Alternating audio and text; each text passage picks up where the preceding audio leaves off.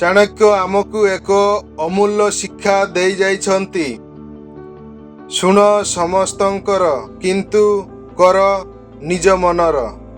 ନୀରବତାର ଏହି ମହତ୍ତ୍ୱପୂର୍ଣ୍ଣ ସମୟରେ ଯେତେବେଳେ ମଣିଷ ଜୀବନର ପଥ ଖୋଜୁଥାଏ, ସେତେବେଳେ ଚାରି ପାଖରୁ ହଜାର ହଜାର ଶବ୍ଦ ତାଙ୍କ କାନକୁ ପହଞ୍ଚେ।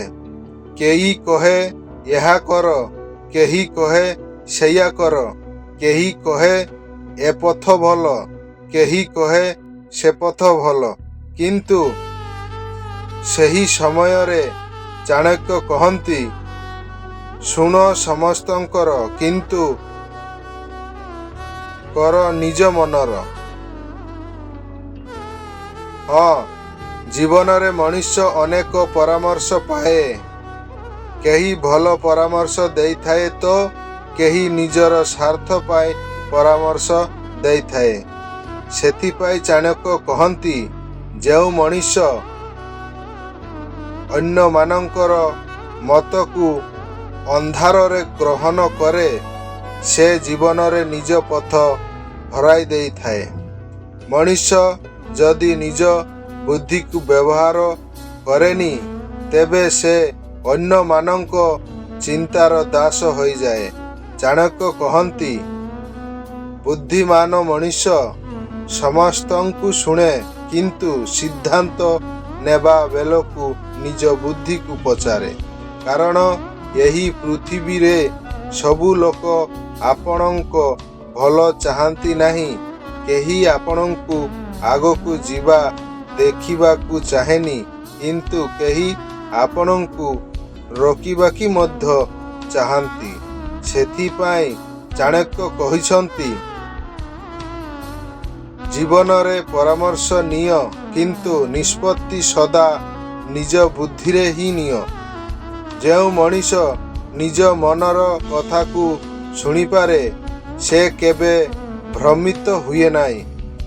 କିନ୍ତୁ ଯେଉଁ ମଣିଷ ସମାଜର ଭୟରେ ନିଜ ମନକୁ ଅବହେଳା କରେ, ସେ ଜୀବନରେ ଦିନେ ନିଶ୍ଚୟ ପଶ୍ଚାତାପ କରେ।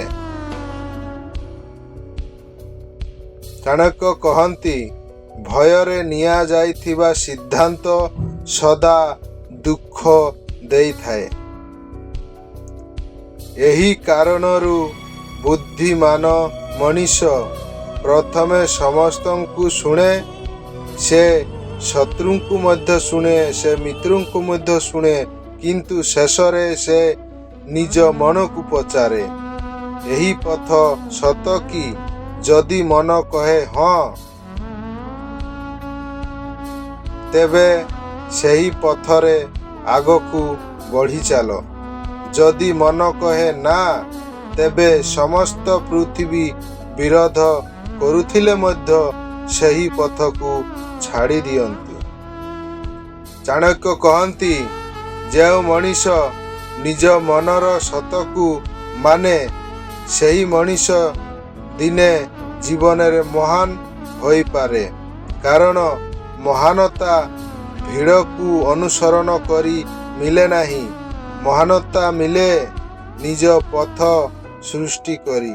ସେଥିପାଇଁ ଚାଣକ୍ୟ ଆମକୁ ଏକ ଅମୂଲ୍ୟ ଶିକ୍ଷା ଦେଇଛନ୍ତି, ଶୁଣ ସମସ୍ତଙ୍କର, କିନ୍ତୁ କର ନିଜର।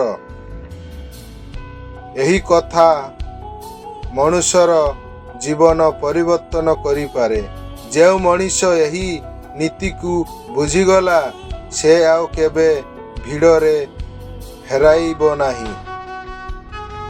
ସେ ନିଜ ଦିଗ, ନିଜ ଲକ୍ଷ୍ୟ ଏବଂ ନିଜ ଜୀବନର ପଥ ନିଜେ ତିଆରି କରିପାରିବ।